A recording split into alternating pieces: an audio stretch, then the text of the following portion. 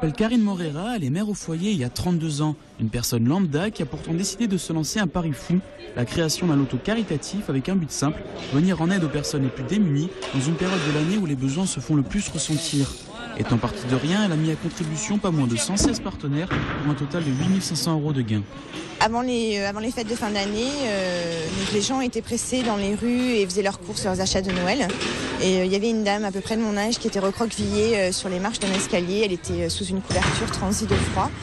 Et puis ce qui m'a marqué, c'est l'indifférence des gens. Voilà, elle faisait partie du paysage et ça n'a choqué personne. Moi, ça m'a choqué et quand je suis rentrée à la maison, j'ai dit je ferai quelque chose.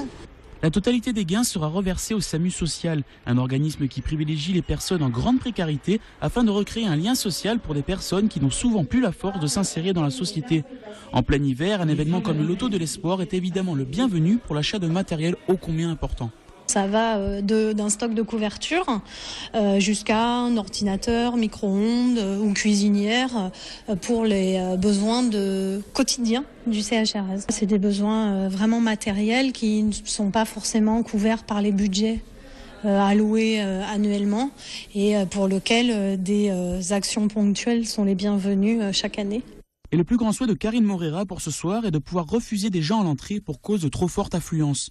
L'organisatrice espère pouvoir récolter un chèque de 10 000 € en fin de soirée, mais ce n'est qu'un début car comme elle le dit si bien, elle ne compte pas s'arrêter là.